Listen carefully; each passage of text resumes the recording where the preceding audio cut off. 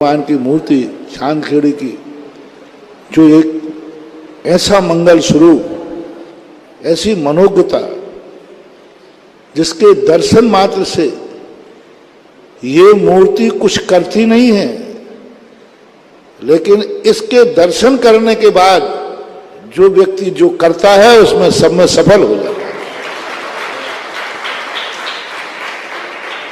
कई प्रकार की शक्तियां होंगी। कई लोग तुम्हारे कार्य को करते हैं साथ में, चलो तुमसे नहीं बनता मैं किए देता हूं, तुमसे कार्य नहीं बनता है चलो मैं तुम्हारे साथ चलता हूं।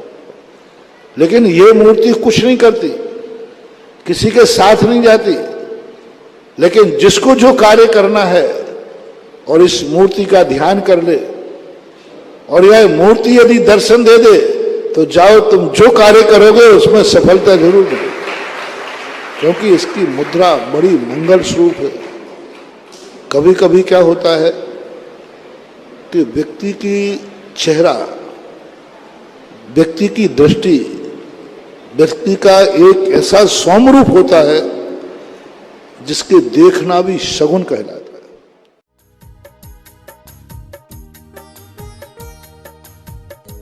इस कार्यक्रम के पुण्यार्जक हैं श्री आदिनाथ दिगंबर जैन अतिशय क्षेत्र, चांदखेड़ी, खानपुर, जिला झालावाड़, राजस्थान। संपर्क सूत्र हुक्म जैन काका 9414418461 श्री नरेश बैद 9829073295, श्री गोपाल जैन वकील 9414178983, श्री राजेंद्र जैन मैनेजर 9214629719।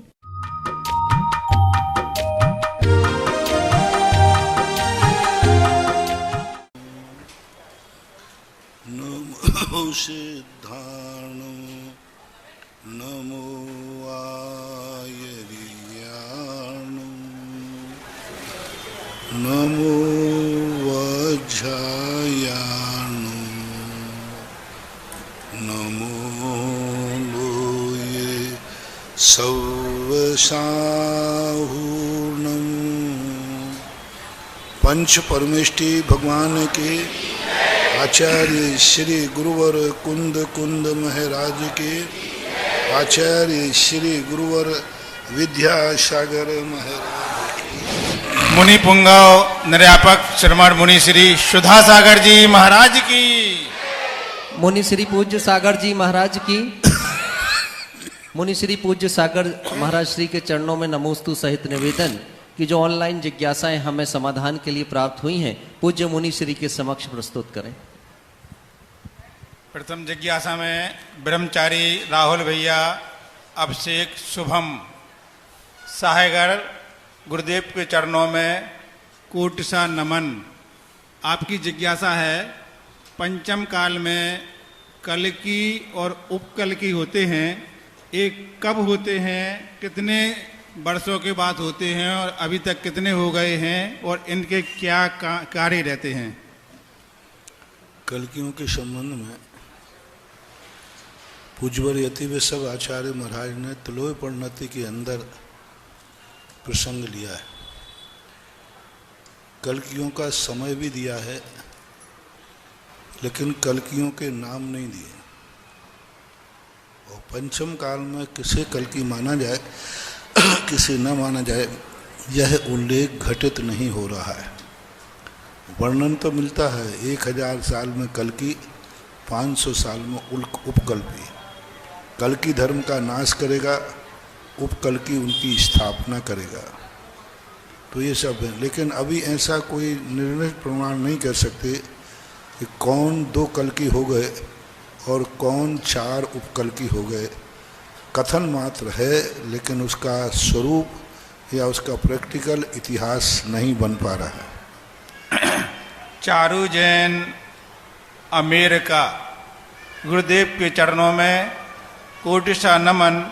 आपकी जिज्ञासा है गुरुदेव, हमने आपके आशीर्वाद से अमेरिका में पिक्चर बनाई है तीर्थंकर वर्धमान करके, भगवान महावीर पर पूरे दिगंबर एनिमेशन फिल्म हम आपके आशीर्वाद से पूरे अमेरिका में भारत को दिखाना चाहते हैं, इसमें आपका मार्गदर्शन चाहिए है।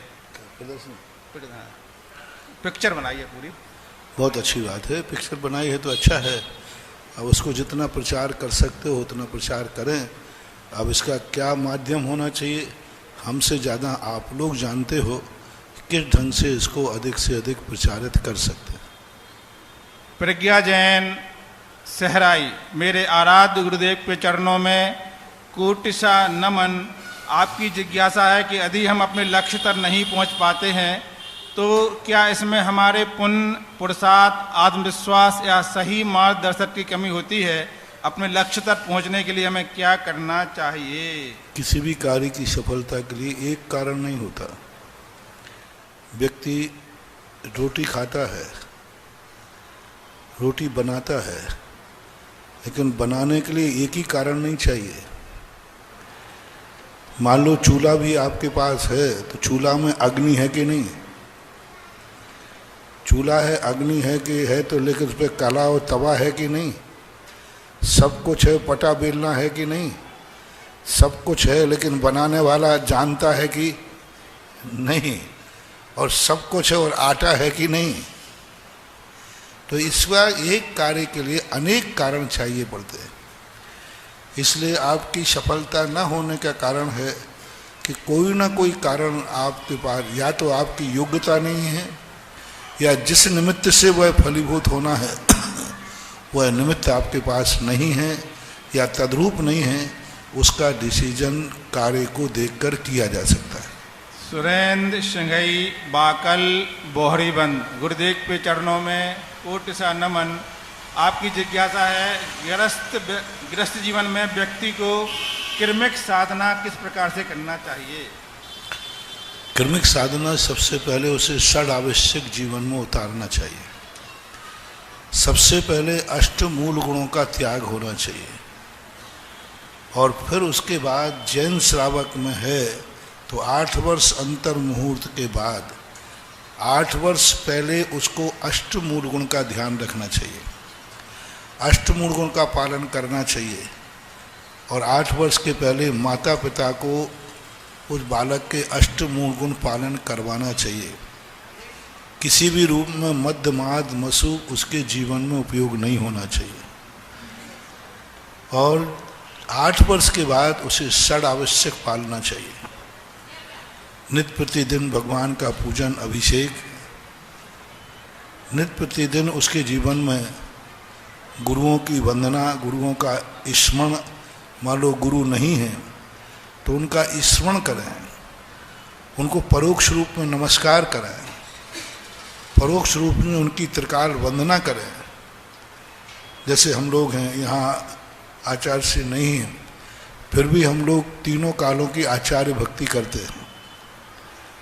सामूहिक कर लेते हैं, सामूहिक नहीं हो पाती तो अकेले में कर लेते हैं, प्रतिक्रमण के साथ कर लेते हैं, सामायिक में बैठने के पहले कर लेते हैं। तो ये कहलाती परोक्ष त्रिकाल वंदना है। तो मुनियों की वंदना करना चाहिए प्रतिदिन, तीनों टाइम, नहीं तो 2 टाइम तो करना ही चाहिए। स्वाध्याय भी अपने आप में थोड़ा बहुत करना चाहिए जितना बनता है। संयम, तप आदि षड आवश्यक। फिर आगे आपकी साधना है तो वृत्ति बनना चाहिए। सोनम जैन सागर मध्य प्रदेश, गुरुदेव के चरणों में कोटिशा नमन। आपकी जिज्ञासा है महाराज जी, जब घर में शादी विवाह के लिए आते हैं लोग और शादी विवाह की बात होती है तो कोई भी ये नहीं कहता है कि नहीं शादी नहीं करो, संसार में फंस जाओगे। लेकिन हम मोक्ष मार्ग पर जब बढ़ते हैं, धर्म में आगे बढ़ते हैं, तो कई लोग समझाते नहीं ये मार्ग बहुत कठिन है, इसमें आगे नहीं बढ़ो। तो महाराज जी संसार में सब फंसाना तो चाहते हैं, बचाना क्यों नहीं चाहते? ऐसे लोग क्यों समझाते हैं? हर व्यक्ति स्वार्थी है तो वो स्वार्थ देखता है। मुनि महाराज बनने से उसको क्या मिलेगा? उसने जन्म दिया, पैदा किया, बड़ा किया, पढ़ाया लिखाया, सब कुछ किया। अब तुम बाबा जी बन जाओगे तो उनको क्या मिलेगा? तो इसलिए उसको होता है कि हमने जो बीज बोया है, वो जो मैंने मेहनत की है, उससे हमें क्या मिलेगा? सब लोग स्वार्थ के हैं। सुत दारा होय न सीरी, सब स्वार्थ के हैं भीरी। हर व्यक्ति दूसरे के लिए नहीं जी रहा है, माता पिताओं ने तुम्हें जन्म दिया है, तुम्हारे लिए नहीं दिया, वो तो जन्म के बाद तुम्हारे लिए जीते हैं। जन्म देने के पहले वो जब जन्म देते हैं बेटे को, तो वो अपनी खुद की कल्पनाएं खुद के सुख के लिए देते हैं। इसलिए उनका रोना आता है कि अब हमारे लिए तो कुछ मिलने वाला है नहीं, एक बात। दूसरी बात, उनका मोह की प्रबलता रहती है, और यही प्रबलता रहती, मैंने सब इतना कमाया था, इसी के लिए तो कमाया था, और यही दीक्षा ले लेगा तो ये मोह जागता है। और इस मोह को जिसको वैराग हो जाता है, उसको समझना चाहिए कि हर व्यक्ति अपने अपने स्वार्थ के लिए एक दूसरे को चाह रहा है, क्योंकि एक दूसरे के बिना हर व्यक्ति अधूरा है, हर व्यक्ति अधूरा है। तो इसलिए वो एक दूसरे को चाहता है। वो चाहता है कि बेटा का क्या करेंगे, चला गया तो हमारी ज़िंदगी क्या होगा। इसलिए वैराग्य के पथ पे यदि तुम्हें बढ़ना है तो उनके मोह को मत देखो, अपने वैराग्य को दृढ़ करो और आगे बढ़ो। संसार जैसा है वैसा था वैसा रहेगा। अपना लोटा छानो, इसी में सार है। बाकी दुनिया के लोटा तुम छानने बैठ गए तो तुम्हें भी बिना छना ही पीना पड़ेगा। अक्षत जैन, इंदौर। पूज्य गुरुदेव के चरणों में कोटिशा नमन। आपकी जिज्ञासा है महाराज जी, कई लोग अशुद्ध कपड़े पहने रहते हैं और उन्हीं कपड़ों से 16 के कपड़े छू लेते हैं, उठा लेते हैं। उनसे बोलो एक गलत है, ऐसे नहीं करते। तो बोले हमने हाथ से टच तो किया है, कपड़े से कपड़ा थोड़ी छला है। तो ये कहाँ तक उचित है? दोष है, बहुत दोष है। शुद्धि रखना चाहिए। अब बहाना बनाओ तो उतना दोष लगता है, उतने पुण्य में कमी आती है, ऐसा मानस। प्रतीक्षा अजमेर, जैन कॉलोनी, इंदौर। गुरुदेव के चरणों में कोटिशा नमन। आपकी जिज्ञासा है, इंद्र विक्रिया करके अनेक शरीर बनाता है, अनेक स्थानों पर चले जाते हैं, नंदीश्वर में पूजन भी करते हैं और वही शरीर कहीं और चला जाता है। तो एक ही आत्मा जब अलग अलग जाएगी तो उसमें कर्म का बंधन किसके मिलेगा? पूजा का मिलेगा? उपयोग की चंचलता रहती है। अनेक शरीर बना लेता है, उपयोग बदलता रहता है, क्षण क्षण में उपयोग बदलता है। देखो, जैसे मैं उंगली भी हिला रहा हूँ, बोल भी रहा हूँ, देख भी रहा हूँ, लेकिन एक समय में एक ही उपयोग रहता है। अपन पकड़ नहीं पाएंगे, उंगली पे भी उपयोग जा रहा है, वचन पे भी जा रहा है, देखने पे भी जा रहा है। तो उपयोग इतने क्षण क्षण में बदलता रहता है। और वो सभी प्रकार की विक्रियाओं में जब उपयोग जिसमें रहता है उसका वो अनुभव करते हैं। मीनू जैन, धर्मपुरा, दिल्ली। गुरुदेव के चरणों में कोटिशा नमन।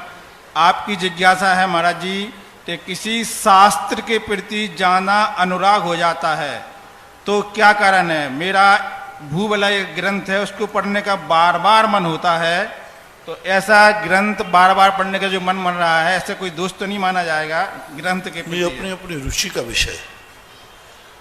कोई ग्रंथ को रुचि लग जाती है, भूबलय ग्रंथ की आपकी रुचि है, आप पढ़िए, स्वाध्याय करिए, कोई उसमें बाधा नहीं है। लेकिन अन्य ग्रंथों की उपेक्षा, ये मत कह देना यही सही शास्त्र है बाकी सब बेकार है, ये कहते ही दोष हो जाएगा। यह भी शास्त्र है, इसमें मेरी रुचि लगती है, इससे पढ़ रहे हैं तो कोई बाधा नहीं। सुभी जैन, करेली। गुरुदेव के चरणों में कोटिशा नमन। आपकी जिज्ञासा है, मुनिराज के 6वें 7वें गुरुस्थान में तथा तीर्थंकर भगवान के 6वें 7वें गुरुस्थान में क्या अंतर होता है? शुद्धि का अंतर होता है। जैसे एक क्लास में विद्यार्थी पढ़ते हैं, कोई 99 नंबर लाता है, कोई 60 लाता है, कोई 75 लाता है, कोई 33 लाता है। विशुद्धि में अंतर रहता है। क्लास एक ही रहेगी, गुणस्थान एक ही रहेगा, लेकिन विशुद्धि स्थान में और निर्जरा स्थान में कर्म बंध की स्थिति अनुभाग में अंतर आ जाता है। ब्रह्मचारिणी, शैली, सपना जैन, भोपाल। गुरुदेव के चरणों में कोटिशा नमन। आपकी जिज्ञासा है, तीर्थंकर की माता एवं सची इंद्राणी को पूर्व भाव में सम्यक दर्शन नहीं होता है, जिस कारण कि वह स्त्री पर्याय का छेदन न करके स्त्री पर्याय यानी देवी बनकर जन्म लेती है। लेकिन ऐसा क्या पुण्य होता है कि वह वहां से आकर के 8 भाव अवतारी हो जाती है, सची इंद्राणी ऐसे और माता पिता वाली? दोनों वैभव व्यवहारिक हैं। वो एक अच्छे पुत्र की माँ बनना चाहते, उस कारण से उनकी जो पवित्रता रहती है, जो अनुराग रहता है, वो बना देता है। उसमें सम्यक दर्शन मिथ्या दर्शन का कोई विकल्प नहीं रहता। ये प्रशस्त सांसारिक अनुराग के कारण होता है। इंद्राणी भी ऐसे, और हो कोई जरूर नहीं कि पूर्व में मिथ्या दृष्टि थे, पूरे जिंदगी भर सम्यक दृष्टि रहे। जिस समय मरण को प्राप्त होने लगे उस समय उनके परिणाम बिगड़ गए, उनके परिणाम में मायावी रूप आ गया, उनके परिणाम में कोई ऐसे परिणाम जाग गए, तो उस कारण से वो स्त्री पर्याय में चले गए। लेकिन इतने महत्वपूर्ण पद पर रहने वाला व्यक्ति अनादि मिथ्या दृष्टि नहीं हो सकता। इतने में रहने वाला व्यक्ति बहुत संयमी, बहुत धर्मात्मा, बहुत आचार विचार वाला होता है, ऐसा मानना चाहिए। अब पूज्य श्री के चरणों में नमन करते हुए आप सबकी प्रत्यक्ष जिज्ञासा के समाधान का समय हो चुका है। और महाराज श्री, आज पहली जिज्ञासा उनकी आई है जिन्होंने आपके चरणों का आशीर्वाद लेकर के जबलपुर में एक इतिहास रच दिया।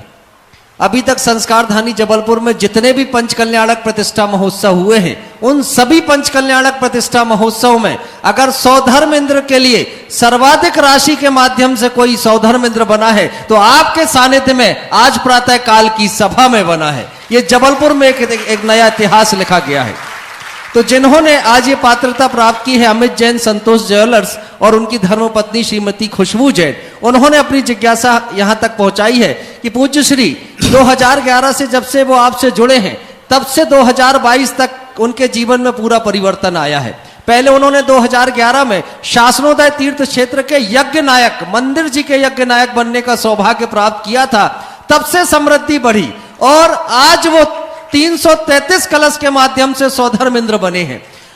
अब उनकी जिज्ञासा यहां से प्रारंभ होती है कि महाराज श्री, जब से आप आए हैं तब से उनके मानस में बार बार ये बात आ रही है कि कुछ अच्छा करना है, कुछ अच्छा करना है। लेकिन कल पूरी रात उनके सपने में भगवान आदिनाथ दिखते रहे। अब वो भगवान आदिनाथ क्या संकेत दे रहे हैं वो नहीं समझ पाए। लेकिन प्रातःकाल जब आपके प्रवचन उन्होंने सभा में सुने तब उन्हें समझ आया कि कल भगवान आदिनाथ भी वही कह रहे थे जो आज प्रातःकाल जगत पूज्य मुनि पुंगव सुधा सागर जी ऋषिराज प्रवचन में कह रहे हैं। और तत्काल ही उनके भाव बने।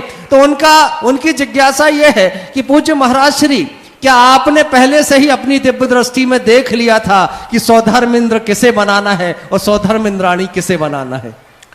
देखो, ये कोई साधारण चीज नहीं है। जिसके धन में, जिसके पुण्य में सातिशय पुण्य होता है उसी का धन धर्म में लगता है। खर्च तो दोनों के होंगे। पापी पाप में खर्च करता है और पुण्यात्मा पुण्य में खर्च करता है। पुण्य है, सातिशय पुण्य। कभी पूर्व भाव में ऐसा भाव किया होगा कि हे भगवान, कभी मेरे पास धन आवे तो मैं कभी सौधर्मेंद्र बनूंगा, मेरे पास धन आए तो मैं जिनेन्द्र देव मंदिर बनाऊंगा, मेरा पास धन आए तो मैं फलाना एक हॉस्पिटल खोलूंगा, मेरे पास धन आए तो मैं किसी को गरीब नहीं रहने दूंगा, मेरे पास धन आए तो मैं किसी गाय को कटने नहीं दूंगा, मेरे पास धन आ जाए तो मैं भगवान आपका मंदिर भी सोने का बनाऊंगा। ऐसे परिणाम कभी धन को और उसी को भाव रख करके तुमने कमाने का पुरुषार्थ किया होगा और वो पुरुषार्थ आपका सफल नहीं हो पाया होगा। और उस पुरुषार्थ के सफल न होने से कर्म ने तुम्हें आज ऐसी अनुकूलता बनाई। तुमसे भी बड़े बड़े आदमी अभी आपके जबलपुर में हैं। सर्वज्ञ भगवान भी देख रहे हैं और मैं भी देख रहा हूं। और फिर दूसरा कौन देख रहा है वो तो तुम लोग समझ लो। हाँ। लेकिन सबके परिणाम नहीं होते, सबकी दृष्टि उस पर नहीं जाती। जिसके पुण्य में सातिशय पुण्य होता है, लोभी का धन लावर खाए और बचे सरकार रह जाए, यही है। और ज्ञानी का पुरुष कहता है ना तो लावर को दाने दूंगा ना सरकार को, मैं अपनी बड़ी सरकार जो हमारी धर्म की है मैं उसकी तरफ प्रेरित करता हूँ। तो ये बहुत पैसे के महत्व नहीं होता। पैसे में बड़ा आदमी है कि छोटा आदमी ये नहीं देखा जाता, ये देखा जाता है उसकी भावना कितनी प्रबल है। ये जबलपुर तो वो है जहां बड़े आदमियों को तो क्या कहें, चक्की पीसने वाली बुढ़िया ने अभी पठानहारी मड़िया बना दी है, क्या है बात। भावनाएं हैं, भावना होते हैं तो आटे की चक्की पीस करके भी मंदिर बन जाता है, और भावना नहीं है तो सोने की मोहरें होवे तो भी पाप में चली जाती, पाप में चली जाती, कोई काम में नहीं आती। और यही छोड़ के जो आज प्रातः काल मैंने प्रवचन दिया कि तुम कितना भी बेटों को छोड़ के चले जाना, पूत कपूत है तो वो तुम्हारा सब खत्म कर देगा, और सपूत है तो तुम्हारे मरने के बाद दान दे देगा। तुम्हें क्या मिला? एक बेटा था, उसने पिताजी से कहा, पिताजी आप अपना पैसा दान में दे दो, मैं आपका बेटा हूं और तुम्हारे सामने मैंने तुमसे ज्यादा कमा के दिखा दिया, और जब मैं तुमसे ज्यादा कमा सकता हूं तो मेरा मन है कि आपने इतना पाप किया, आरंभ किया, परिग्रह किया, आप अपने आप से धर्म कर लो, पुण्य कर लो, जिससे आप मरण करने के बाद बहुत अच्छे जाए। पिताजी ने कहा, ये तब तू छोकरा बातें कर रहा है, मैंने तो सब तेरे लिए कमाया है, तेरे लिए कमाया, सब तुझे छोड़ के जाऊंगा। नहीं माना। पिताजी मरण को प्राप्त हो गए, उसकी अर्थी बाद में उठी, बेटे ने जितनी संपत्ति पिता की थी वो सब दान में घोषणा कर दी। अब पुण्य किसको लगेगा? दादाजी को लगे। तो सपूत बेटा है तो तुम्हारे धन की उसको जरूरत है नहीं। वस्तु स्थिति एक ऐसी होना चाहिए कि अपने जीवन में मैं सदा कहता हूं, अच्छा बेटा वह है जो बाप की संपत्ति पर कभी नियत नहीं करता। एक ही बात का मैं अपने भक्तों को एक ही आशीर्वाद देता हूं कि बेटा ऐसा पुण्य कमाओ और एक आशीर्वाद लो, मुझे बाप की संपत्ति का उपभोग ना करना पड़े, मैं बाप की संपत्ति पर मेरा जीवन न टिका रहे, बाप की संपत्ति के कारण मेरी जिंदगी न चले, मैं इतना कमाऊं कि बाप की संपत्ति तो दान में दे दूं और मैं भी कमा करके बाप के नाम का दान कर दूं। वो वास्तविक बेटा कहलाता है, ऐसा मानना चाहिए। आज प्रातःकाल पंच कल्याणक प्रतिष्ठा महोत्सव के लिए जिन पात्रों का चयन हुआ है उनके नामों का वाचन जब यहाँ से हो तो आपकी तालियां बजें। जिन्हें भगवान के माता पिता बनने का सौभाग्य प्राप्त हुआ है, सम्मानित श्री प्रदीप जी, श्रीमती नीता जैन, रद्दीवाला परिवार 51 कलश की राशि का समर्पण उन्होंने किया। श्रीमान अमित कुमार जी, श्रीमती खुशबू जैन, आराध्य आर्जव जैन, संतोष ज्वेलर्स परिवार, सौधर्मेंद्र 333 कलश उन्होंने समर्पित किए। श्रीमान पवन चौधरी, श्रीमती मीना चौधरी, कुबेरेंद्र 111 कलश उन्होंने समर्पित किए। श्री आनंद दौड़िया, श्रीमती ममता सागर, आकाश दौड़िया, कंकड़ महल परिवार, महायज्ञ नायक 111 कलश समर्पित किए। सवाई सिंगई श्री योगेंद्र कुमार जी, श्रीमती सीमा, हर्ष जैन, मंतू भैया का यह परिवार है, महेंद्र इंद्र के लिए 54 कलश समर्पित किए।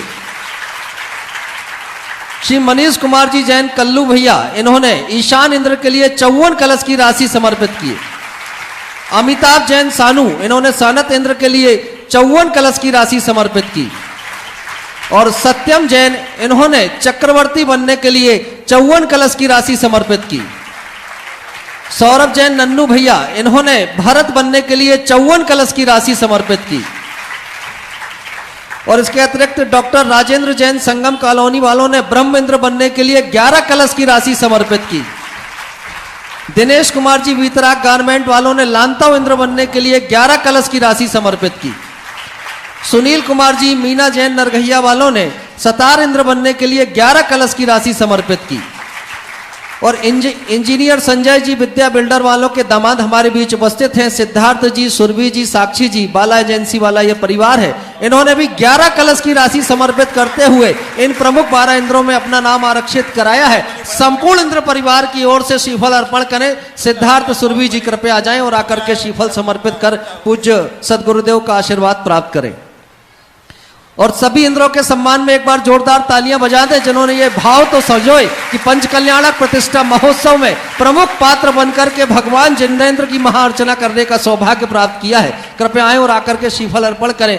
और इस बीच जिज्ञासा के लिए मैं आमंत्रित कर रहा हूं। हमारे बीच श्रीमती शशि प्रभा जी उपस्थित हैं, वो अपनी जिज्ञासा रखेंगी और उसके बाद चंबलेश्वर तीर्थ की जो कमेटी यहाँ है, समिति यहाँ है, वे अपनी जिज्ञासा रखेंगे।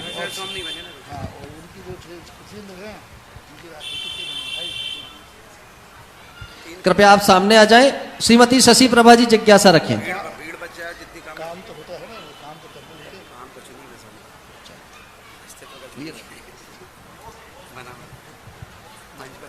दो ही मुनि महाराज चरणों में मेरा 12 बार नमोस्तु नमोस्तु नमोस्तु। महाराज जी, संसार भावनाओं में दो पंक्तियां आती हैं। भोग पुण्य फल हो एक इंद्री, क्या इसमें लाली, कुतवाली दिन चार वही फिर खुरपा आलू जाली। इसका अर्थ क्या है? ये संसार की विशेषता है। कुतवाली दिन चार वही फिर खुरपा। कुतवाली का अर्थ है कोतवाल, शाह। कुछ दिन के लिए महान आदमी बनता है, फिर वही व्यक्ति खुरपा और जाली यानी मजदूरी। वो खुरपा खोदते ना, वो किसान होता है। किसान क्या होता है? किसान इससे खुरपा से खोदता है और एक चद्दर की थोड़ी सी वो रहता है, उससे हटाता रहता है और दिन भर खुरपा जाली लेकर शाम को 2 रोटियां कमा लेता है।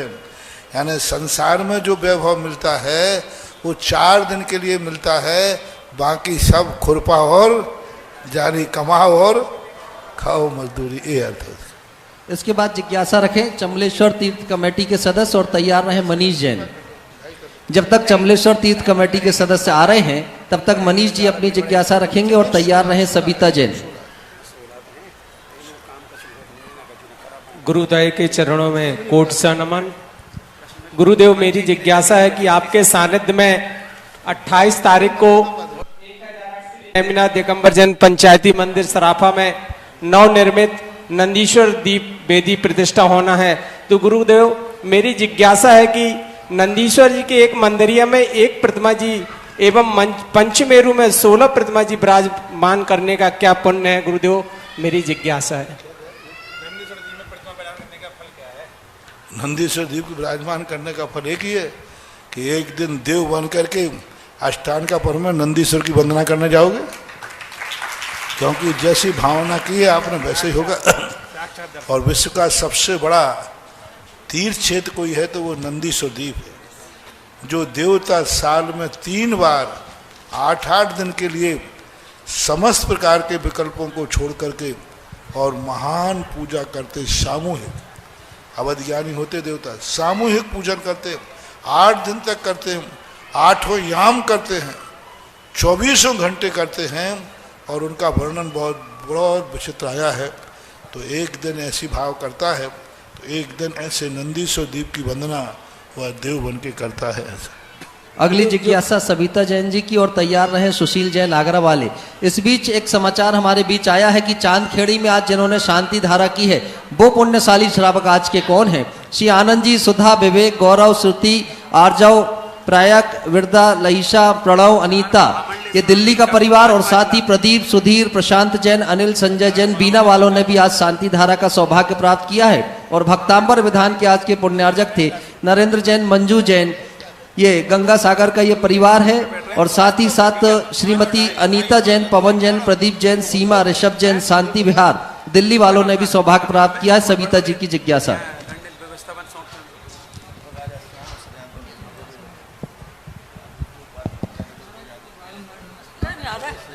ऐसा पहली बार पकड़े। महाराज जी को बारंबार नमस्ते। मेरा शंका समाधान यह है कि मुनि मानतु आचार्य कौन से काल में कारागृह गए थे और भक्तांबर का 48 को कब पूरे दिन हुआ था? किस काल में की घटना है ये? भक्तांबर की जो रचना हुई है, भक्तांबर की घटना जो है 7वीं शताब्दी पंचम काल की घटना है। 7वीं शताब्दी के में मानतुंग आचार्य राजा भोज के समय यह घटना घटी है। ऐसा अभी 1300 साल पहले। अब सुशील जी आगरा वालों की जिज्ञासा और उसके बाद तैयार रहे आन्या जैन।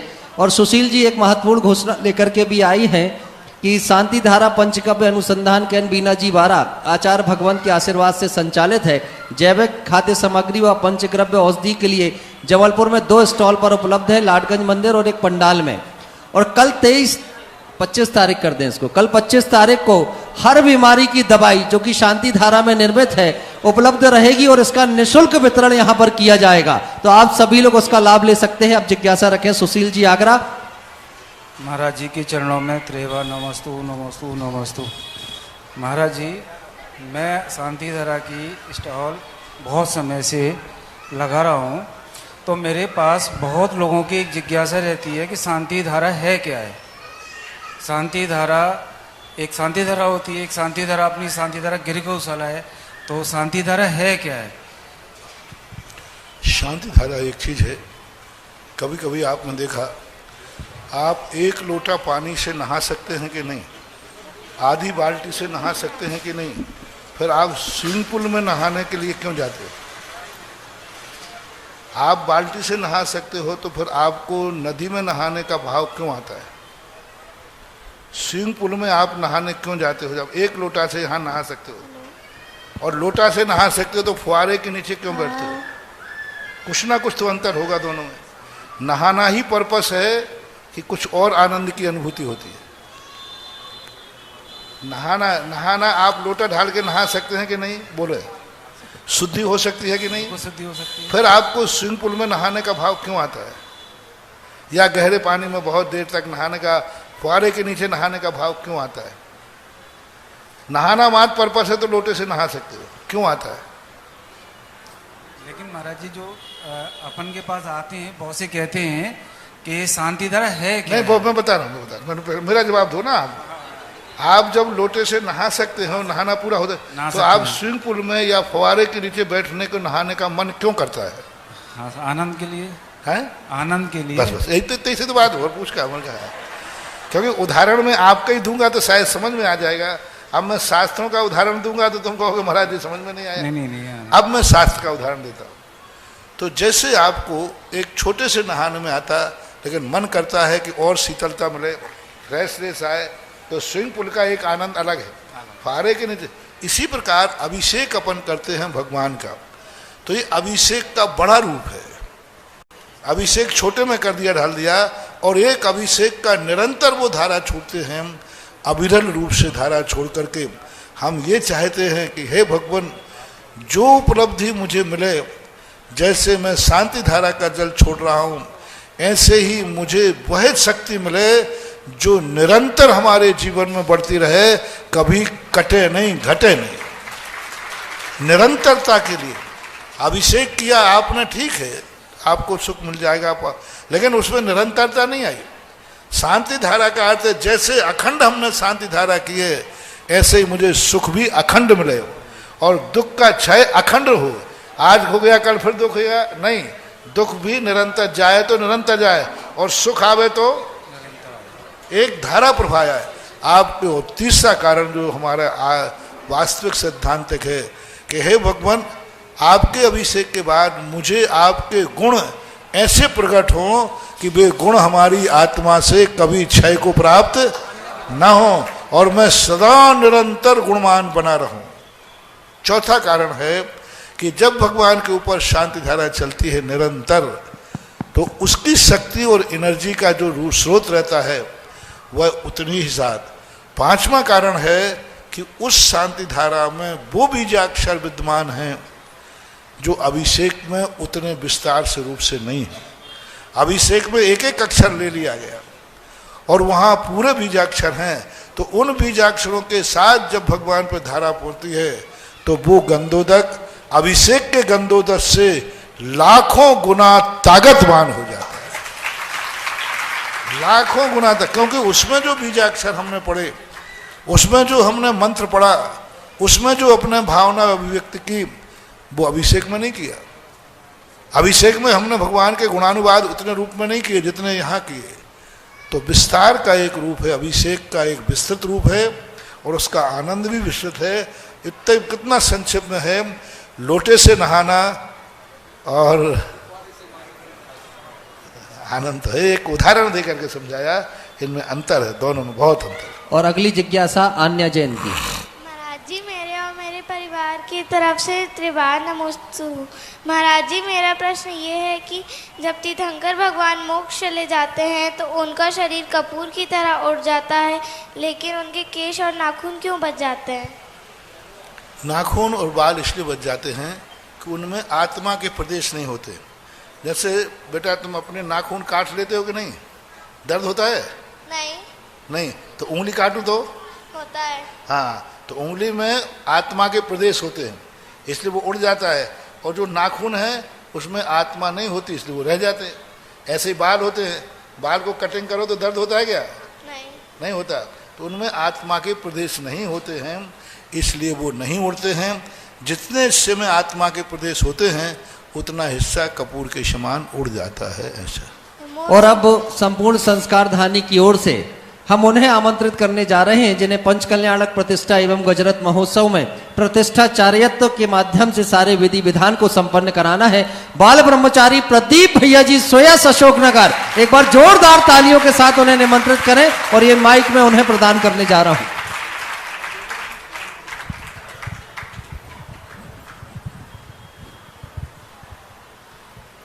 बोलिए परम पूज जगत पूजने व्यापक श्रवण मुनि पुंगव श्री सदा सागर जी महाराज की, परम पूज मुनि श्री पूज्य सागर जी महाराज की, समस्त आचार्य संघ की जयकारा। कई लोग तो धक्का लगाते हैं और कई लोग अच्छे से बोलते हैं, और जो अच्छे से बोलता है उन्हें वचन बल मिलता है, और अगला जन्म जब उनका होता है तो वो गूंगा पैदा नहीं होते हैं। देखिएगा, बड़े सौभाग्य के क्षण है कि परम पूज आचार्य गुरुदेव के आज्ञानुवर्ती शिष्य निर्यापक श्रवण मुनि पुंगव श्री सदा सागर जी महाराज के मंगल सानिध्य में, सत्संग सानिध्य में जबलपुर नगर में पहला पंचकल्याणक होगा। दूसरी बात, जबलपुर शहर में बहुत पंचकल्याणक हुए, लेकिन एक पहला पंचकल्याणक होगा जो गोल बाजार में सबसे पहली बार होगा, क्योंकि समाज के मध्य में इसलिए रखा गया है ताकि व्यक्तियों को पैदल पहुंचने में भी असुविधा ना हो। इसलिए हमें ये मौका मिला, उसका पूरा लाभ लीजिएगा। सुबह हमारे बहुत सारे पात्रों का सिलेक्शन हो गया, कलेक्शन हो गया, और जो पात्र बने बहुत गरिमापूर्ण पात्र हैं, और ऐसे पात्रों ने पात्र अर्जित किए कि जब मंच पर वो खड़े होंगे और जब दरबार आदि में खड़े होंगे तो आपको लगेगा वास्तव में 5 का पात्र का सिलेक्शन बहुत सुंदर हुआ है। सभी पात्रों के सम्मान में आप एक बार जोरदार ताली बजाइएगा। अभी भी तालियां बजाने वालों में कुछ पात्र और छिपे हुए हैं, अभी भी तालियां बजाने वालों में कुछ पात्र छुपे हुए हैं जो अपने विचारों को उद्घाटन नहीं कर पा रहे हैं। जैसे कि सबसे बस बहुत बढ़िया, तालियां नहीं बजाओगे तो फिर अगली बात कहां से सुनोगे, क्योंकि लोगों ने कहा ताली बजाते रहो ताकि भैया जी की अगली बात कम सुनाई दे, क्योंकि अभी किसी को फंसा देंगे। मैं नहीं फंसाऊंगा। धर्म के क्षेत्र में जो स्वयं फंसता है वो तो बहुत बड़ा पुण्य कमाता है, और दूसरे लोग मना के फंसाते हैं तो उसमें तुम्हारा पुण्य कहीं छीण होता है। हमको तो चल करके आना चाहिए संतों के पास कि महाराज श्री हमें तो आशीर्वाद दो, कोई ना कोई पात्र बन करके बस हमें प्रतिष्ठा में जोड़ना है, तब आप देखो कितना अधिक पुण्य मिलता है। अभी हमारे पास 2 पात्र ऐसे श्रेष्ठ हैं जो सर्वोत्तम पात्र हैं। ऑनलाइन सुनने वाले भी पात्रता अर्जित कर सकते हैं, लेकिन हम ये चाहते हैं कि जबलपुर शहर में हो, और जबलपुर शहर में अगर पात्र बाहर से आ गया तो फिर इज्जत किसकी बढ़ेगी और किसकी घटेगी। जबलपुर समाज सबसे बड़ी समाज है मध्य प्रदेश की। हमें मात्र 54 कलश के राजा श्रीनाथ राजा स्वामी चाहिए, जो एक भवावतारी पात्र है, जो तीर्थंकर महामुर्राज का आरदान का पात्र है, और ऐसा दान तीर्थ चराने वाले राजा श्रेयांश हुए, क्योंकि जिन्होंने अगर दान नहीं दिया होता, दान की परंपरा नहीं चलाई होती, तो आज हम दान की महिमा को नहीं समझ पाते। तो 2 पात्रों की आवश्यकता है। लोकल वाले बने बहुत अच्छी बात है, नहीं तो बाहर वाले तो गुरु चरणों में हमेशा आते ही और आते रहेंगे। दूसरी बात, हमारे पास ब्रह्मेंद्र आदि 8 इंद्र थे, जिसमें ब्रह्मेंद्र बन गए, लांता बन चुके हैं, शुक्र बन चुके हैं, शतार बन चुके हैं। अभी 4 पात्र हमारे पास शेष हैं, जिनका नाम है आनत इंद्र, प्राणत इंद्र, आरण इंद्र और अच्युत इंद्र। ये इंद्र किसी को बनना है तो 11 कलश के माध्यम से अपना नाम प्रसिद्ध करेंगे, क्योंकि बंधु ये मौका मिला है, उसका लाभ लीजिए। क्योंकि आज और कल में ये पात्र बनकर के पत्रिका प्रकाशित होगी, जिसमें आप अपनी जोड़ी के साथ अपना फोटो देंगे, क्योंकि वहां इंद्रों का कोई परिवार नहीं होता है, ना उनके बच्चे होते हैं, क्योंकि जिनके बच्चे होते हैं वो इंद्र नहीं होते हैं, क्योंकि स्वर्ग में बच्चों की उत्पत्ति है ही नहीं। तो मूल पात्र बन करके, आवाज को डाउन मत किया करें, यही ऑपरेटर की कमी है तुम्हारी सबसे बड़ी, उसको उसकी नहीं, अपन को इधर सोचना है। तो मैं क्या कह रहा था आपको कि पात्रता अर्जित करना है तो अपनी पात्रता का ध्यान रखिएगा। 11 कलश के 4 पात्रों को हमको चुनना है, जिन्हें बनना हो स्वीकृति दें, क्योंकि बोलियों का क्रम तो सुबह था, सब हो चुका है, अब तो जनसंपर्क में सेट होगा और पूरे बन जाएंगे। पश्चात 4 पात्र और हमारे पास शेष हैं, जिनको महामंडलिक राजा बोलते हैं, जो 8000 राजाओं का प्रतिनिधित्व करते हैं। ऐसे महामंडलिक राजा जिनको बनना हो अपना नाम यहां भेजेंगे, क्योंकि वो महामंडलिक राजा वो हैं जो तीर्थंकर महाराज को हार दे सकते हैं, क्योंकि इंद्र तो हार दे नहीं सकता, मात्र मनुष्य देते हैं। और महामंडलिक राजाओं का जब दंड व्यवस्था यहां से घोषित होगी, आदिनाथ के दरबार से दंड व्यवस्था बनाई जाएगी, तब उन महामंडलिक राजाओं को आमंत्रित किया जाएगा, उनका तिलक होगा, उन्हें शस्त्र प्रदान किए जाएंगे और वो महामंडलिक राजा बनेंगे। इन पात्रों में आपकी जो भी क्षमता हो, 5 कलश, 11 कलश, 54 कलश, ये 3 ऑप्शन आपके पास हैं। जिनको भी बनना है बहुत जल्दी अपनी स्वीकृति देंगे, ताकि पत्र का प्रकाशित होने के पहले आपका फोटो बन जाएगा, लग जाएगा। और यदि आप लेट बनेंगे तो 5 के 15 दोगे और फोटो नहीं लग पाएगा, क्योंकि मंच जब वहां बनेगी, दरबार वहां लगेगा, ये संत वहां विराजमान होंगे, और जब हमारा पूरा शोरूम सज जाता है ना, तो अच्छे अच्छे लोग वहां करके बन जाते हैं, लेकिन फोटो नहीं लग पाता। फिर उनकी धर्मपत्नी उनसे लड़ती है कि पहले ही बन जाते, आधे में काम हो रहा है, अब दोगुने देके भी हमारा फोटो नहीं लगा।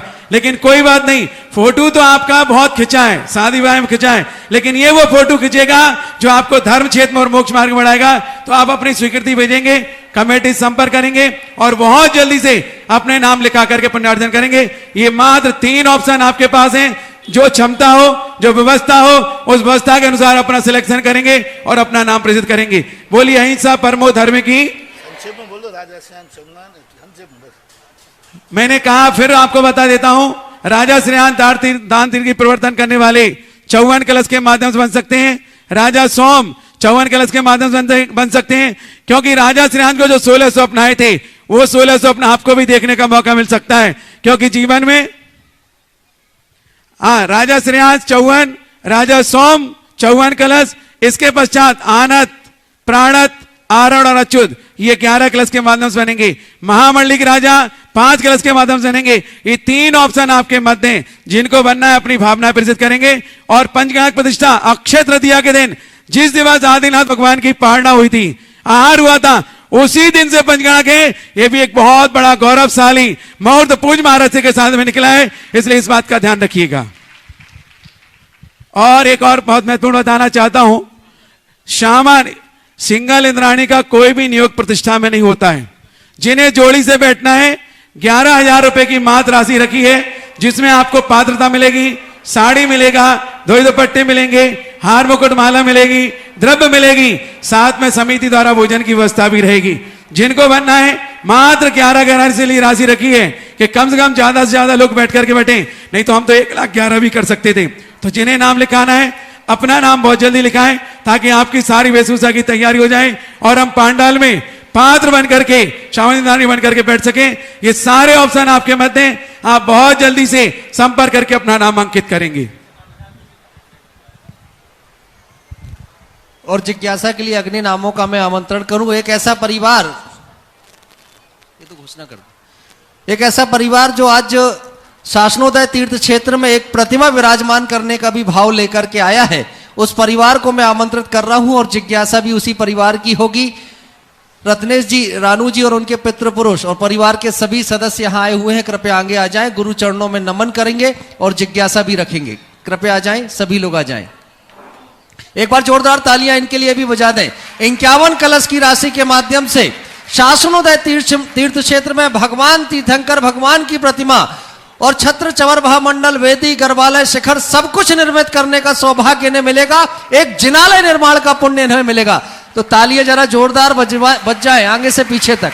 पूरे नाम बताओ। चंद्र कुमार जी, नरेंद्र कुमार जी, प्रदीप कुमार जी का यह परिवार है। एनसी टेक्सटाइल्स परिवार, इन्होंने यह सौभाग्य प्राप्त किया है एक प्रतिमा विराजमान करने का। कृपया गुरु चरणों में नमन करें और अपनी जिज्ञासा रखें। और इसके बाद जिज्ञासा के लिए तैयार रहे मिल्की नायक। नमोस्तु महाराज जी, नमोस्तु। महाराज जी के चरणों में कोटि कोटि नमन, कोटि कोटि वंदन, कोटि कोटि आभार। महाराज जी कौन से पुण्य का उदय है, या ये जो पूर्वज चले गए हैं उनका पुण्य है, या फिर खुद का स्वयं का पुण्य है, या आपके सुबह के प्रवचन का पुण्य है, जिससे आज ये काम हुआ है महाराज जी? स्वयं का पुण्य होता है, और स्वयं का पुण्य होता है तो पूर्वज भी ऐसे मिल जाते हैं। और स्वयं का पुण्य होता है तो महाराज का आशीर्वाद भी मिल जाता है। नमोस्तु नमोस्तु नमोस्तु गुरुदेव। इसके बाद जिज्ञासा रखे मिल्की नायक और तैयार रहे बिमला जैन।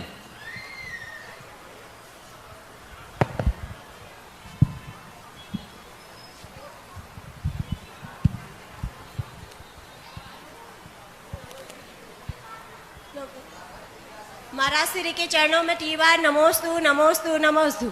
महाराज श्री कई बार पूजा करते समय मन विचलित हो जाता है, तो ये कौन से कर्म का उदय है और जो पूजा पूरी करते हैं उसमें क्या फल मिलेगा कि नहीं? जितना मन चंचल हो गया उतना नहीं मिलेगा, जितना मन लग गया उतना मिल जाएगा, सीधी बात है। तो उसके लिए फल तो मिलता है, लेकिन जितनी देर उपयोग लगता है उतना मिल जाता है, ऐसा मानना चाहिए। इसके बाद जिज्ञासा करने के लिए आमंत्रित कर रहा हूं चंबलेश्वर तीर्थ कमेटी हमारे बीच उपस्थित है, वो आमंत्रित है, और फिर बिमला जैन जी की जिज्ञासा होगी। चंबलेश्वर तीर्थ कमेटी कृपया शीघ्रता से आ जाएं। उनके बाद आप देखो, ये लोग भी 100 बीघा जमीन में नवीन चौलेश्वर तीर्थ क्षेत्र बना रहे हैं देश में। वहाँ विशाल पाषाण का मंदिर और नंदीश्वर द्वीप, एक ऐसा नंदीश्वर नहीं जैसा मड़िया जी में बना है, ऐसा नंदीश्वर 52 जिनालय अलग अलग होंगे, पूरे खुले आसमान के नीचे। हर जिनालय में व्यक्ति दर्शन पूजन करने जाएगा, 52 के यूं हाथ नहीं जोड़ेगा, हर जिनालय में जाएगा। और बहुत बड़ा रूप बन रहा है, क्योंकि चौलेश्वर पारसनाथ एक ऐसा क्षेत्र है भारत का जो सबसे प्यारा क्षेत्र है और सबसे ज़्यादा पिछड़ा हुआ था। बुंदेलखंड वालों ने ये भजन तो सुना ही होगा, चौलेश्वर प्यारो लागे थाकी बाकरली जाड़ा में गेलो भूलो जी मारा पारस जी। बहुत अच्छा प्यारा भजन है, तो सारे भारत के बाजे वाले गाते रहते हैं। बहुत अच्छा क्षेत्र बना है, जहाँ साक्षात पारसनाथ भगवान का समोषण गया था। पारसनाथ भगवान ने वहाँ 21 दिन 21 दिन तक बैठ करके दिव्य देशना खिरी थी, बिजौलिया से बिहार करके चौलेश्वर, जिसका नाम मैंने दिया है देशनोदय तीर्थ। नमोस्तु। और बिजौलिया में जहाँ कमठ ने उपसर्ग किया था उसका नाम दिया हमने तपोदय तीर्थ, क्योंकि वहाँ तप हुआ था। नमोस्तु गुरुदेव। पूरे देशनोदय तीर्थ क्षेत्र कमेटी और पूरे सकल दिगंबर जैन समाज चोकले की तरफ से बारंबार नमोस्तु नमोस्तु नमोस्तु गुरुदेव। गुरुदेव, जब कोरोना काल चल रहा था तब आप वहाँ विराजमान थे, और उस कोरोना काल में भी जो आपने चौलेश्वर में जो उपलब्धि उपलब्ध कराई है उसके लिए पूरा चोखला आज भी नतमस्तक है, पूरा हिंदुस्तान, बल्कि ये इसको जो अंतर्राष्ट्रीय पटल पे आपने जो जगह दी है उसके लिए हम कृतज्ञ हैं और बार बार आपको नमोस्तु अर्पित करते हैं। गुरुदेव, आपके द्वारा जो वहाँ अभिषेक की व्यवस्था जो चलाई है, वहाँ आज ऐसा हो गया कि कम से कम 51 प्लस, आज भी वहाँ 51 प्लस में संख्या में अभिषेक करने वाले आए थे, और तभी से दर्शन करने वाले एवं एक नया चालू हो गया, वहाँ शादी ब्याह करने वाले भी काफी संख्या में आने लग गए हैं। नमोस्तु गुरुदेव। इसके लिए हमें और क्या प्रयास करना चाहिए कि तीर्थ क्षेत्र की वृद्धि हो और धर्म के क्षेत्र में वृद्धि हो? हमें मार्गदर्शन करें गुरुदेव। नमोस्तु भगवान, नमोस्तु भगवान, नमोस्तु। उसमें जब भक्तों की संख्या बढ़ती है तो तीर्थ क्षेत्र का अतिशय बढ़ता है। और आज जब वहाँ मैंने यही कहा, तीर्थ क्षेत्रों पर और मंदिरों में पुजारी से, वेतन भोगी से अभिषेक मत करो। अपने माँ बाप को रोटी, अपने गुरु को रोटी और अपने भगवान को अर्घ स्वयं अपने भक्तों से और बेटे से मिलना चाहिए, तो उनका आतिथ्य। जिस माँ बाप को रोटी अपने बेटे बहू के हाथ की नहीं मिलती है, उन माँ बाप का कोई मायना नहीं रहता। गुरु को अपने भक्तों से यदि रोटी नहीं मिलती है तो गुरु की साधना पर प्रसन्न है, और भगवान को अर्घ यदि अपने भक्तों से नहीं मिलता है तो भगवान का मंदिर का अतिशय खत्म हो जाता है। और मैंने पूरे राजस्थान में एक ही बात चलाई, पुजारी लगाओ, द्रव्य धो दे और काम करे, लेकिन भगवान का अभिषेक पूजन भक्तों से होना चाहिए। और देशनोदय तीर्थ क्षेत्र में 40-50 किलोमीटर दूर से चारों तरफ प्रतिदिन बस जाती है और अभिषेक करते हैं। और जब से इन्होंने अभिषेक प्रारंभ किया है, उस चौलेश्वर में ऐसा समय था कि कहो दिन भर में कोई यात्री नहीं आए, 2 दिन 4 दिन तक न कोई नहीं आए। आज ये बता रहे हैं जब से वो अभिषेक शुरू हुआ है, प्रतिदिन 200-300 यात्री निरंतर आ रहे हैं। और कोरोना काल की बात कर रहे हैं, मुझे तो पता नहीं है, लोग कहते हैं कोरोना काल में सारे बाजार बंद रहे, बिल्कुल व्यापार धंधे बंद रहे ना, लेकिन मेरा मार्केट खुला रहा। बिल्कुल गुरुदेव, सारी रजिस्ट्रियां कोरोना काल में हुई थी। काल के 1.5 साल के पीरियड में कितने क्षेत्र बन गए सदा भक्तों ने, क्योंकि भक्तों को ये मालूम था कि कोरोना में कभी आंख बंद कर देगा, आंख खुले पर जहां महाराज जी हो वहां भेज दो तो वही काम आएगा। तो बहुत बड़ा काम हुआ। कोरोना काल में क्षेत्रों का निर्माण हुआ, लोगों ने अपनी भक्ति को समर्पित किया। तुम भक्त बढ़ाओ, मैं तुम्हारे तीर्थ में अतिशय बढ़ाऊंगा। नमोस्तु भगवान, नमोस्तु भगवान, नमोस्तु। इसके बाद जिज्ञासा करें बिमला जैन और तैयार रहे मोहित जैन। महाराज जी, हम सलीमनाबाद से हैं। हमारा प्रश्न है सब सपरिवार का नमोस्तु नमोस्तु नमोस्तु। जिज्ञासा महाराज जी, आज के आपके प्रवचन में सबकी आंखें बहुत खुल गई और मेरी भी, और हमने हमारे पास जो थोड़ा सा महाराज जी था तो मैंने बहू बेटा लड़की को अपने जीते हुए मंदिर को भी दे दिया है। अब जो थोड़ा सा बचा है तो मैं अपना करूँगी, मैं अपना, और मुझे बहुत शांति है महाराज जी, खुशी है। जिज्ञासा ये है महाराज जी, अब हमारा समाधि मरण और अस्पताल ना जाना पड़े, समाधि मरण अच्छे से, आपका आशीर्वाद चाहिए। आज का सवेरे का प्रवचन आंखें खोलने ही वाला था, और जिनकी आंखें नहीं खुली उनको हमने ये भी कहा था कि कमर पे हाथ फेर लेना, बेटे का डंडा कहाँ पड़ना है। ये भी तो कहा था कि नहीं कहा था कि जो जोड़ जोड़ के रख के जा रहे हैं बेटों को, और कल तुम्हारी यदि गति में ऐसी बात आई और तुमने एक मुंह मारने का प्रयास किया तो वही बेटे का डंडा कहाँ पड़ा था बकरे को? कमर में। तो आंखें खोलने वाली बात है। और ये तो मैं अपनी कल्पना करके थोड़ी दे रहा हूँ, ये सारी कहानी शास्त्रों में लिखी है, और शास्त्रों में जो लिखी है वो ऐसा हुआ है। राजा भिष्टा का कीड़ा बन गया, कहाँ राजा था, कहाँ सेठ था, और उसी पर्याय के बाद जाकर के वो भिष्टा का कीड़ा बना लोभ के कारण से। दान आदि किया नहीं और सारी की सारी संपत्ति लोभ के कारण जोड़ता रहा, तो उसकी गति बिगड़ते ही आंखें खोलने वाला ही प्रवचन था आज। और कुछ की खुल गई, कुछ की अभी वो पीठ पर हाथ फेर रहे हैं कहाँ पड़ना है। बहुत अच्छा माँ जी का अच्छी तरह समाधि मरण तो सबके होना ही चाहिए, भावना भाई। इसके बाद जिज्ञासा रखें मोहित जैन और तैयार रहे शैलजा जैन।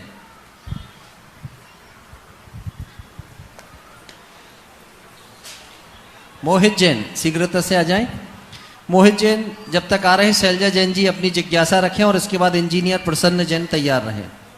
महाराज श्री जी के चरणों में त्रिवार नमोस्तु नमोस्तु नमोस्तु। महाराज जी, रिक्ता तिथि क्या होती है और इसमें शुभ कार्य क्यों नहीं करते? रिक्ता तिथियों का अर्थ होता है उस दिन का जो नक्षत्र होते हैं वे कुछ कार्य करने के लिए नहीं होते। उस दिन शांति का वातावरण बनाओ, उस दिन अपने आप में स्थित रहो, कुछ नहीं करना, अपने आप में खाली बैठ करके धर्म ध्यान कर सकते हैं। तो रिक्ता तिथि नवमी, चौथ और चतुर्दशी, ये 3 तिथियां रिक्ता तिथियों के अंतर्गत आती हैं।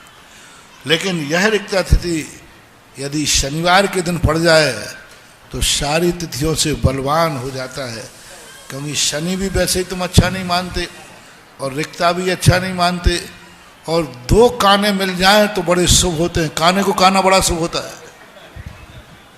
यदि एक काने को दूसरा काना मिल जाए ना तो फतेह हो जाती उसकी, क्योंकि माइनस माइनस एक उसकी और एक इसकी 2 हो गई ना। तो ऐसे ही रिक्ता तिथि और शनिवार के दिन पड़ जाती है तो शुभ योग बनता है, ऐसा ज्योतिष शास्त्रों का ही विषय है। इसके बाद जिज्ञासा रखें इंजीनियर प्रसन्न जैन और तैयार रहे अनुभव जैन सांगानेर। महाराज जी नमोस्तु नमोस्तु नमोस्तु। महाराज जी मैं बचपन से साल भर तीर्थ स्थानों की यात्रा करता हूँ। मेरा ऐसा अनुभव अभी है कि तीर्थ स्थानों में कर्मचारियों के द्वारा यात्री गृहस्थ और कुछ साधुओं को छोड़ के सब साधुओं के साथ बहुत गलत व्यवहार किया जाता है। अभी मैंने देखा कि सवाई माधोपुर में मुझे दो महाराज जी ने कहा, विस्तृत में ना रखें, महाराज जी ने मुझे कहा कि अब आपकी उम्र हो गई, अब आपको घर में धर्म साधन करना चाहिए। महाराज जी रास्ता बताइए। ये प्रश्न ऐसे हैं जो दो बातों पर आधारित हैं। उन साधु की योग्यता ही ऐसी होती है, उन साधु के गुण ही ऐसे होते हैं कि मजबूर होकर के श्रावकों को इस प्रकार स्थिति करना पड़ती है।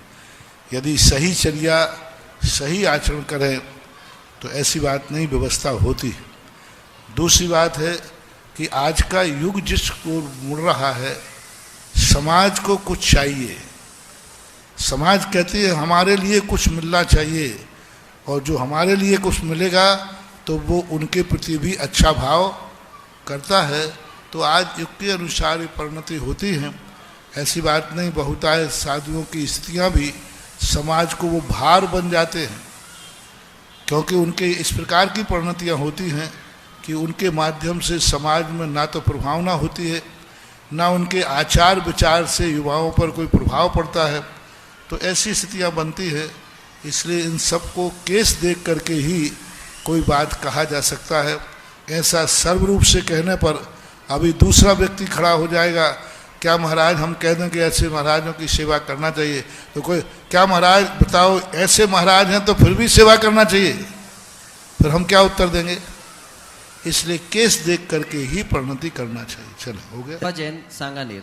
परमोपकारी गुरुवर के चरणों में मेरे व मेरे परिवार की ओर से बारंबार नमोस्तु नमोस्तु नमोस्तु। महाराज जी मेरी जिज्ञासा है कि जो 16 दिवसीय पाक होता है उसमें शांति विधानी क्यों करते हैं, इसका क्या महत्व है? एक शुभ है, क्योंकि अच्छा दिन है 16 दिन का, क्योंकि प्रकाश का दिन जो है 15 दिन होते हैं। एक दिन इस तरह मानने से शुभ सगुन माना जाता है और शुभ का फल अच्छा होता है। और अब जिज्ञासा समाधान के इस सत्र को हम समापन की ओर लेकर के जा रहे हैं और उस पात्र का चयन करेंगे जिन्हें आज जगत पूज्य मुनि पुंगव श्री सुधा सागर जी ऋषिराज की महाआरती करने का सौभाग्य प्राप्त होगा। कौन होंगे आज के दिवस के वे सौभाग्यशाली श्रावक? शीघ्रता से 1 मिनट के अंदर वो पात्र चयन करें। जिनका भाव हो जल्दी से बताएंगे। कौन होगा आज के दिवस का वो सौभाग्यशाली श्रावक जिन्हें महाआरती करने का अवसर मिलेगा? हाथों में आरती के थाल होंगे, मानस में श्रद्धा होगी और आरती करने का सौभाग्य प्राप्त करेंगे। शीघ्रता से भाव बनाएंगे आज के दिवस के सौभाग्यशाली श्रावक। जगत पूज्य मुनि पुंगव श्री सुधा सागर जी ऋषिराज की महाआरती करने का अवसर। कौन है आज के दिवस का वो सौभाग्यशाली? जल्दी करेंगे, 10 सेकंड के अंदर कृपया नाम दे देंगे। शीघ्रता करें, चलिए।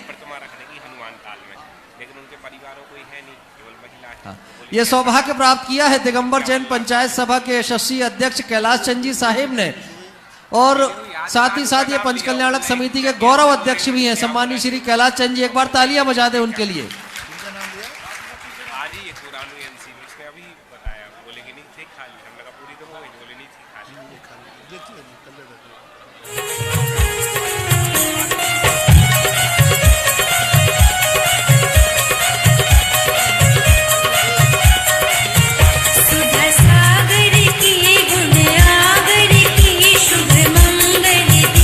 सजाए के मैं आज उतारूं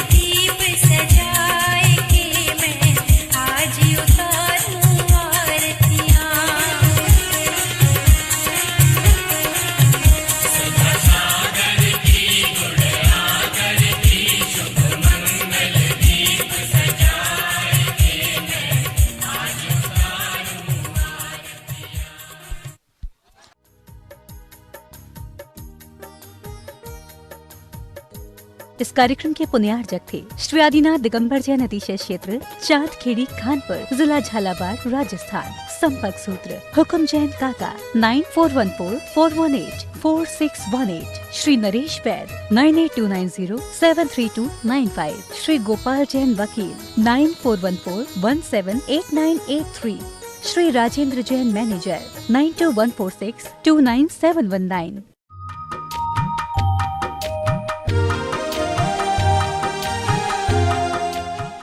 आदिनाथ भगवान की मूर्ति चांदखेड़ी की, जो एक ऐसा मंगल स्वरूप, ऐसी मनोज्ञता, जिसके दर्शन मात्र से ये मूर्ति कुछ करती नहीं है, लेकिन इसके दर्शन करने के बाद जो व्यक्ति जो करता है उसमें सब में सफल हो जाता है।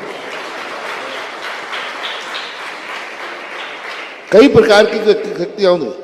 कई लोग तुम्हारे कार्य को करते हैं साथ में, चलो तुमसे नहीं बनता मैं किए देता हूं, तुमसे कार्य नहीं बनता है चलो मैं तुम्हारे साथ चलता हूं। लेकिन ये मूर्ति कुछ नहीं करती, किसी के साथ नहीं जाती, लेकिन जिसको जो कार्य करना है और इस मूर्ति का ध्यान कर ले और यह मूर्ति यदि दर्शन दे दे तो जाओ, तुम जो कार्य करोगे उसमें सफलता जरूर मिलेगी, क्योंकि इसकी मुद्रा बड़ी मंगल स्वरूप है। कभी कभी क्या होता है कि व्यक्ति की चेहरा, व्यक्ति की दृष्टि, व्यक्ति का एक ऐसा सौम्य रूप होता है जिसके देखना भी शगुन कहलाता है।